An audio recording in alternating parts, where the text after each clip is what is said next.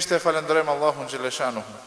Kjo është detyra jonë e vazhdueshme, që të shprehim hamd dhe falënderim ndaj Allahut për mirësitë e tij të shumta. Pastaj dërgojmë salavat mbi pejgamberin ton Muhammedin sallallahu alaihi wasallam, mbi Mustafan të zgjedhurin që Allahu xhaleshanuhu e zgjodhi që të jetë pejgamberi i fundit dhe ja dha shpadhjen e fundit, Kur'anin famëlart, libër i cili është rahmet dhe udhëzim për besimtarët. Të nderuar vëllezër, Allahu ju shpërbleft që keni nda kohë me qëndru pak në këto qaste të bekuara të muajit të Ramazanit për të dëgjuar këshilla. M'vjen keq se ka shumë njerëz të cilët si duket kanë shumë punë më të rëndësishme sesa me i dëgju disa minuta të këshillave për hir të Allahut subhanahu wa taala.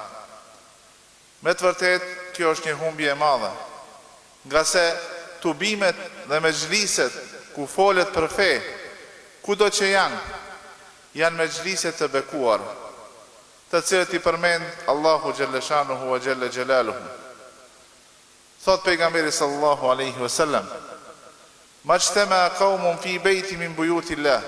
Çdo herë kur në një shtëpi prej shtëpive të Allahut të bohet një grup i njerëzve për ta lexuar librin e Allahut dhe për t'ia mësuar njëri tjetrit, illa nazalat alaihimus sakina. Allahu jep disa gjëra shumë të mira, disa begati të shumta, zbret në zemrën e njerëzve që janë të pranishëm qetësi. Wa ghashiyatuhumur rahma. Këta njerëz i mbulon rahmeti Allahu xhaleshanu. Wa haffatuhumul malaika.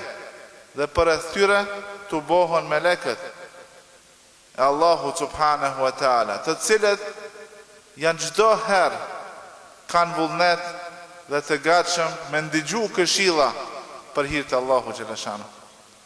Wa dhakarahumullahu fi man inda.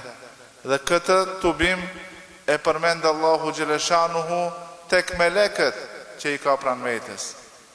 Prandaj, si duket edhe në këtë muaj të bekuar të Ramazanit, ende kemi njerëz të cilët nuk e kanë kuptuar vlerën e kohës, e cila kur të shkoje nuk kthehet, më të nderuar vëllezër. Nëse ata e humbin kështu kohën në këtë mënyrë, edhe një kohë të bekuar, me të vërtetë është kjo për një keqardhje, është për një qajtje, me thonë. Çdo e ka me meriton me qajt shumë gjatë dhe shumë dhimbshëm për humbjen e kohës. Allahu inshallah na i pranon veprat e mira dhe na udhëzon në rrugë të drejtë. Të nderuar vëllezër, pasi që jemi në muajin e Kur'anit, unë vendosa që biseda jon apo këshilla jon në këto ditë të numruara, ayyamun ma'dudat, që i ka quajtur edhe Allahu në Kur'an, të flasim për Kur'anin në muajin e Kur'anit, apo të jetojmë disa momente dhe disa qaste me Kur'anin në muajin e Kur'anit. Nga se këtë Kur'an Allahu xhaleshanuhu wa xhalla xhelaluhu nuk e ka zbritur që me to ta zbukurojmë në raftin ton, apo të krenohemi dhe të lavdrohemi kush e ka botimin më të mirë, kush i ka kopertinat më të bukura, apo janë shkruar shkronjat me ngjyrë ari apo diçka tjetër. Përkundrazi, ky Kur'an është zbritur që njerëzit ta lexojnë, që njerëzit të meditojnë, të mendojnë rreth këtyre ajeteve dhe të marrin mësim. Edhe atë që e lexojnë në Kur'an ta shprehin në vepra. Do me thonë, jeta jon duhet me qenë pasqyre e asaj që e kemi mësuar nga libri Allahu xhaleshanu. Libri kujt është ky?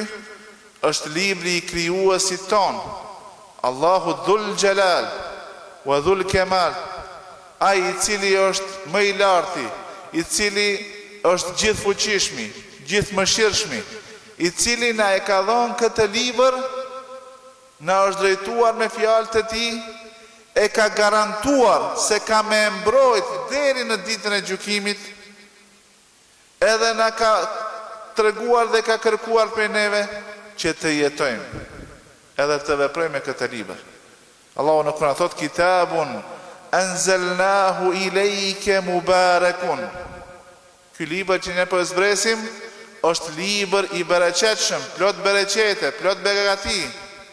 Liyadabbaru ayatihi, që rreth ajeteve të tij të mendojnë ata të cilët kanë mendje, ata të cilët Allahu i ka dalluar me mendje dhe me logjik, waliyatadhakkara ulul albab, dhe të marrin mësim. Kjo është ajo kryesorja, me marr mësim, me përfitu ata po ashtu që kanë arsye, kanë logjik me të cilët Allahu i ka ndëruar. Të nderuar vëllezër, vetë emri i muajit Ramazan ose arabisht Ramadan, nëse e marrim çdo shkronjë prej shkronjave të këtij emri, flasin për vlerën që e ka ky muaj. Fjala apo shkronja e parë është R, apo arabisht Ra, që aludon në rahmetin e Allahut subhanahu wa taala. Çka do të thonë fjala rahmet? Me të kaplu Allahu me mëshirën e tij dhe me qenë ti vazhdimisht duke u kënaqur me mirësitë e Allahu xhaleshanuhu wa xhalla xhelalu. Allahu na i ka dhënë shumë të mira që ne nuk i kemi merituar. Edhe nëse mundohemi me i numru, edhe pse tregohemi se si shumë të mençur, si shumë të zgjuar, nuk mundemi me i numru të mirat e Allahu xhaleshanu. Vetëm zemra e cila rreh pa kontrollin ton, primarja në gjumë të thellë, vazhdojnë, janë begati të mjaftueshme që ne duhet të falenderojmë Allahun xhaleshanu, është rahmet. Mos të flasim për lloje të ndryshme të riskut, të furnizimit që Allahu na e ka siguruar, për freskinë e ujit të ftohtë në kohën e iftarit. Është begati, është rahmeti i Allahut. A na e ka dhënë pasi që ne kemi kërkuar, apo na e ka dhënë pa e kërkuar ne? Na e ka dhënë pa e kërkuar ne. Prandaj muaji Ramazanit është muaj që na rikujton neve vetdijen për rahmetin e Allahut Dhul Xhelal. Rahmeti i tij. Shkronja mim në arabisht ose m në gjuhën tonë flet për magfiretin. Çka do të thonë magfiret? Magfiret është kur Allahu të kaplon me rahmetin e tij dhe ta fal gabimin që e ke bo. Ne jemi krijesa që bëjmë gabime të shumta. Jemi njerëz që bëjmë gabime. Dhe askush nuk është i mbrojtur përveç melekëve dhe përveç pejgamberëve nga gabimet. Edhe gjithë ne gabojmë. Dhe në këtë muaj Allahu xhaleshanuhu ka garantuar se do të na kaplon rahmeti i tij. I mëshiron robërit e vet, i liron robërit e vet nga dënimi dhe u pranon pendimin. Prandaj, përveç se është muaj i rahmetit, është muaj i magfiretit. Shkronja dad apo d në gjuhën tonë, për çfarë flet? Flet për ata që e ka thënë dietar, dhamanu dukhulil janna, garanca për me hyrë në xhenet. Jo e keni dëgju, shpesh herë kanë përmendur hoxhallar, Allahu i ruaj dhe vazhdoft diturin, se një derë, një port prej portave të xhenetit e ka emrin Rayyan. Rayyan. Dhe në këtë derë prej dyerve të xhenetit do të hyjnë vetëm kush? Agjeruesit. Do t'i thret atë që e ka caktuar Allahu, thirrësin nga ajo derë, dhe do të hyjnë agjeruesit nga i pari deri te i fundit. Pastaj do të mbyllet ajo derë dhe askush tjetër nëpërmjet saj nuk do të hyjë në xhenet përveç atyre që kanë agjeruar. Po ashtu, në emrin e muajit Ramazan është edhe elifi, apo shkronja e, që në gjuhën arabe do me thonë emnu min adhabillah, siguria nga dënimi i Allahut. Allahu xhaleshanuhu agjeruesve, po ashtu edhe tretëve atyre që bëjnë ibadete, i siguron se ata nuk do të kaplohen, apo nuk do t'i përfshin adhabi apo azabi i Allahu xhalla shanu. Amnun min adhabillah. Prej veçorive të këtij muaji që i ka përmend pejgamberi sallallahu alaihi wasallam është hadithi ku thot walillahi fihi fi kulli lejletin min lejali Ramadan utaqa'u minan nar. Në çdo natë prej netëve të Ramazanit Allahu i liron, i amniston, i shpëton nga zjarmi i xhehenemit një grup të njerëzve. Këtë e bën Allahu xhaleshanu me dijen e tij dhe me urtësinë e tij. Allahu di kë më shiron, Allahu di cilin ka me dënu, por ne si besimtar duhet të angazhohemi që ta fitojmë edhe këtë vlerë, që të jemi të sigurt se nuk do të na kaplon dënimi Allahu xhalla shanuhu wa xhalla xhelaluhu. Dhe në fund shkronja nun apo në gjuhën tonë që do më thonë nurun yawmal qiyama, është dritë që a jep Allahu xhalla shanuhu robit në ditën e kur ka me ndriçu ajo dritë para besimtarëve dhe në anën e djathtë. Dhe do të thonë jo besimtarët, unduruna naqtabis min nurikum, na shikoni që të marrim pak nga drita juaj. Ndërsa Allahu ka me vendosur mes besimtarëve dhe mes jo besimtarëve që e kanë merituar xhehenemin një perde dhe nuk do të arrijnë të përfitojnë nga drita e besimtarëve. Kjo nur apo kjo dritë është për botën tjetër, po ashtu Allahu subhanahu wa taala i jep një pjesë të dritës edhe në këtë botë, dritë me të cilën ecë, edhe dritë e cila ja tregon atij rrugën e drejtë, ja tregon mënyrën se si me arrit deri tek kënaqësia e Allahut dhe deri tek mëshira e tij. Të nderuar vëllezër, do të flasim sot edhe pak për lidhshmërinë mes imanit, mes agjerimit dhe mes devotshmërisë. Allahu në Kur'an kur flet fillimisht për agjerimin thot ja eyyuhalladhina amanu, o ju që keni besuar, ata që kanë besuar. Fjala iman në gjuhën arabe çka do të thonë? Me pohu se është e vërtet, apo me boj ispat se është hak dhe me besu me zemër çdo gjë që kanë ardhur me to pejgambert e Allahu xhaleshanu. Dhe çdo gjë që e ka shpall Allahu xhaleshanu, dhe çdo gjë për të cilën e ka treguar i dashur jon Muhamedi sallallahu alaihi wasallam. Dhe kjo punë, ky besim, ku gjendet? Ku e ka vendin kryesor? Vendin kryesor e ka në zemër. Prandaj është diçka që nuk shihet. Prandaj edhe munafikët, Allahu na ruaj nga cilësitë e tyre, janë ata të cilët me gjuhë shprehin besimin, ndoshta edhe me vepra, bojnë vepra të imanit, por zemrat e tyre i kanë të mbushura me çka? Me jo besim dhe me mohim, me kufër. Prandaj Allahu xhaleshanuhu u drejtohet cilës kategori të njerëzve? Atyre që e kanë besuar, atyre që e kanë mbush zemrën e tyre me iman. Dhe thot ja eyyuhalladhina amanu, o ju që keni besuar, o ju që keni besuar. Thojnë ashabët e Muhamedit sallallahu alaihi wasallam, idha sami'ta ya eyyuhalladhina amanu, kur ta dëgjoni këtë thirrje, o ju që keni besuar, dëgjoni me vëmendje. Dëgjoni me vëmendje. Pse? Fa innahu imma khairun yu'mar au sharrun yuhadharu min. Sepse ajo që vjen mas kësaj fjale është ose ndonjë hajër në të cilin Allahu na thret. Të thret me emrin e bukur, të thret me cilësinë pa të cilën nuk kime shpëtu në ahiret.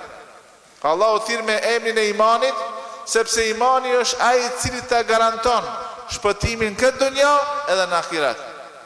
Dhe thot kur ta ndëgjosh këtë thirrje në Kur'an, shpesh përsëritet. Çka do me thonë? Ose është ndonjë hajër, ndonjë e mirë që e urdhëron Allahu xhalla shanuhu wa xhalla xhelaluhu, ose është ndonjë e keqe ndaj të cilës na e tërheq vërejtjen Allahu dhul xhelal. Prandaj imani është cilësia e parë që e përmend Allahu xhalla shanuhu, dhe tham kjo kryesisht imani është vepër e zemrës. Kur ti me zemër je i bindur dhe beson në krejt gjërat që janë pjesë të imanit. Ne i dimi se kushtet e imanit janë gjashtë që i ka përmend pejgamberi sa në hadithin e njohur të Xhebrailit, dhe për të cilët hoxha Vedati ka me fol inshallah në këto, por iman është me besu çdo gjë me të cilën kanë ardhur pejgambert. Prandaj prej besimin ndaj pejgamberëve është edhe besimi në ato gjëra që ai kanë sjellë. Por kryesisht është si tham vepër e zemrës. Pastaj çka thot? Kutiba aleikumus siyam. U është bë farz agjerimi. E përdor fjalën kutibe, domethënë është shkruar, është shënuar si obligim, si farz për juve. Për ka? Për ata që kanë besuar. Siyam, fjala saum ose agjerim në gjuhën arabe ka kuptimin ta ndalosh vetveten dhe ta frenosh vetveten nga disa vepra. Sikur se thot Mariemja, kur Allahu Gjeleshanuhu ja jep Isajin a.s. dhe a i lind, dhe kur takohet me njerëzit, çka thot? Inni nadhartu lirrahmani sauma.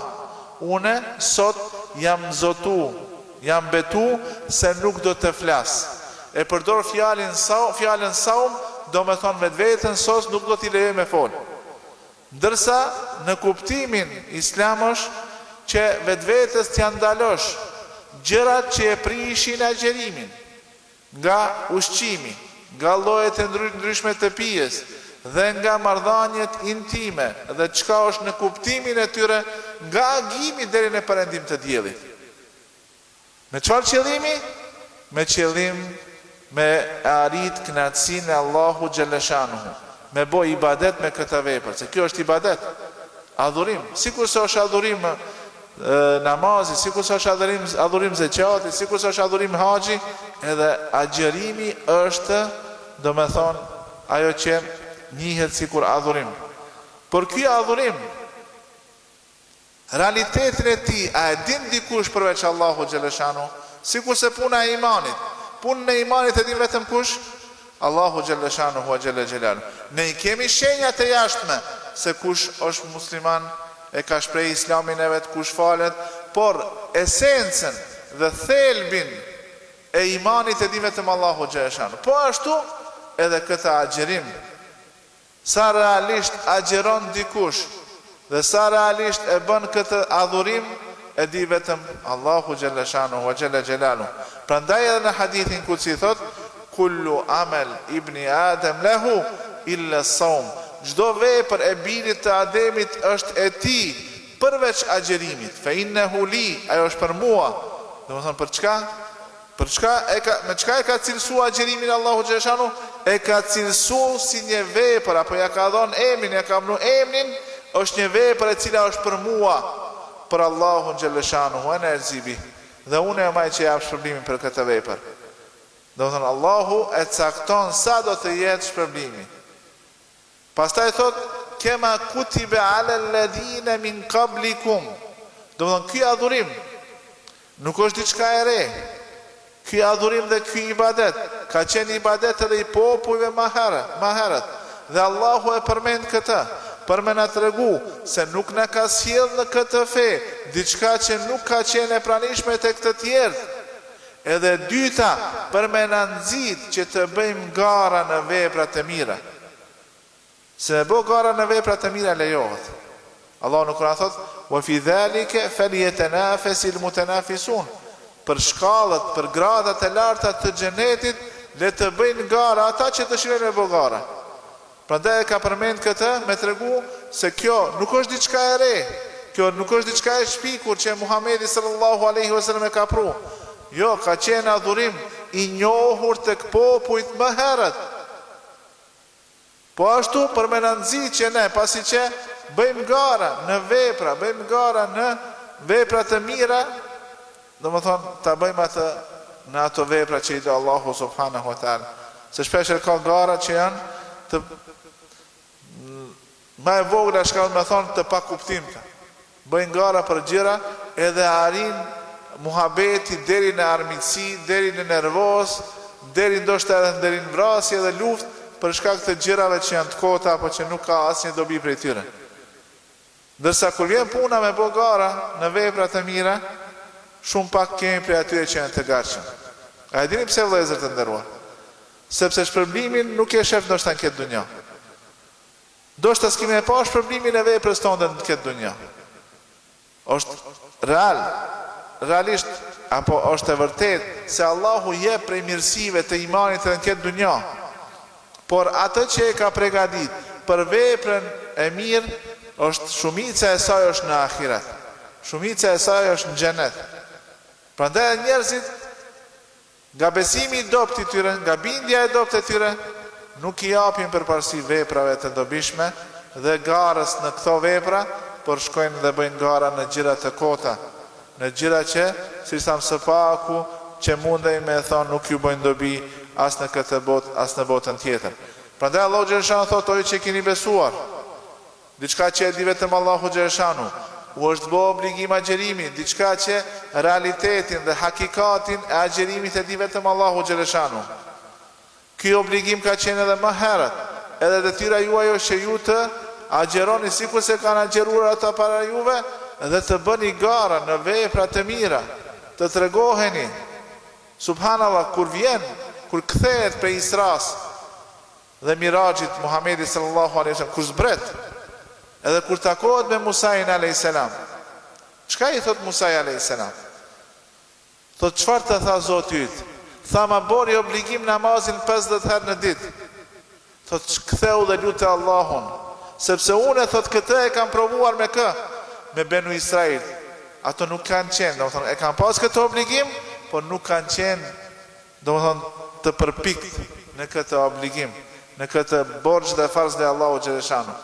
Prandaj kjo neve çka duhet me na përkujtu, që ne inshallah ta meritojmë atë cilësi apo atë emër të bukur që na e ka dhënë pejgamberi sallallahu alaihi wasallam duke thënë nahnu akhiru umma wa awwalul umma dukhul janna. Ne jemi i fundit prej umeteve të pejgamberve, por inshallah jemi i pari që ka me hyrë në xhenet. Kuntum khayra ummatin, ju jeni umeti më i mirë, populli më i mirë që ka dalë në mesin e njerëzve.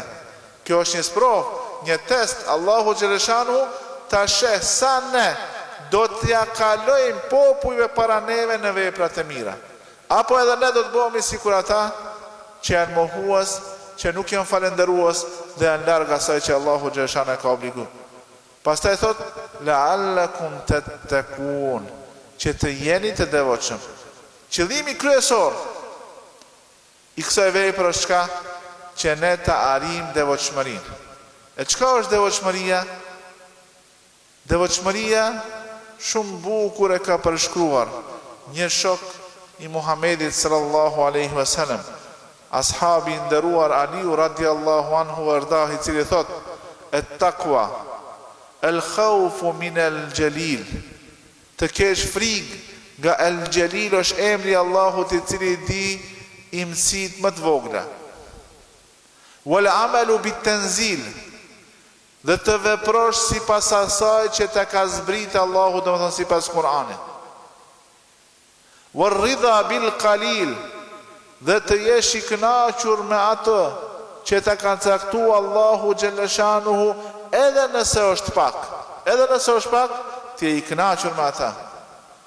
Wal istidad lirrahil, edhe pregaditja për ditën e largimit nga kjo dunjë. Kjo është devotshmëria. Të kesh frikë nga Allahu xhaleshanuhu, i cili në hollësi i din krejt gjërat që i bëjmë ne, edhe krejt mendimet që i kemi, edhe e dim rëndësinë tonë. Pastaj thot wal amalu bit tanzil, detyra jonë devotshmëria është me punu, me zbatu këtë Kur'an që Allahu na e ka zbrit. Edhe Muhamedi alayhis salam brenda 23 viteve praktikisht na ka treguar se si duhet të jetojmë me Kur'an. Pastaj thot wal ridha bil qalil, me qenë të kënaqur me atë që Allahu ta ka caktuar edhe nëse është pak. Wal istidad li yawmin rahil, dhe pregaditja për ditën kur do të largohemi. Prandaj kthehet te devotshmëria. Për devotshmërinë Muhamedi sallallahu alaihi wasallam ka thënë at-taqwa hahuna fa ashara ila sadri. Devotshmëria është këtu mrenda, imani është mrenda, hakikati i agjerimit është mrenda në zemër, po ashtu edhe devotshmëria e vërtet është në zemrën edhe në krahëronin ton. Edhe për fund, si definicion të devotshmërisë, do ta përmendi fjalën që e ka thënë Abdullah ibn Mesudi radhiyallahu anhu, po ashtu një ashabi Muhamedit alayhis salam, i cili thot: "Et-taqwa an yudhkar Allahu wa la yunsa", që vazhdimisht ta përkujtojsh Allahun dhe mos ta harosh. Vazhdimisht kujtoj Allahun, i cili të ka kujtu ti çdo herë, ta ka lehtësu, dhe çdo gjë derisa ke ymër ti ka caktu mirësi që i kije në këtë dunja. Pastaj thot: "En yutaa wa la yu'sa", devotshmëria është që të bëjmë ibadete, të bëjmë itaat Allahu xhaleshanuhu dhe mos të bëjmë mëkate. Edhe ka thënë devotshmëria është en yushkara wa la yukfar, të falenderojmë Allahun për mirësitë që na i ka dhënë dhe mos t'i mohojmë. Allahun xhaleshanuhu wa xhalla xjalaluhu elus që të na forcon, që të na bën për atyre që agjerojnë ashtu si duhet, që janë musliman dhe mu'min ashtu si duhet, që inshallah arrin devotshmërinë ashtu si duhet, dhe inshallah jemi prej atyre që kanë shpëtuar në këtë botë dhe në botën tjetër, edhe na mëshiron dhe na kaplon me rahmetin e tij, na i pranon në adhurimet tona, edhe inshallah jemi prej atyre që Allahu do t'i shpëton nga zjarri i xhehenemit. Allahu xhaleshanu është përmbledh për kohën që e keni ndarë, dhe inshallah takohemi edhe në vaze tjera me lejen e Allahut. يقول قولي هذا واستغفر الله لي ولكم من كل ذنب فاستغفروه إنه هو الغفور الرحيم وآخر دعوانا أن الحمد لله رب العالمين.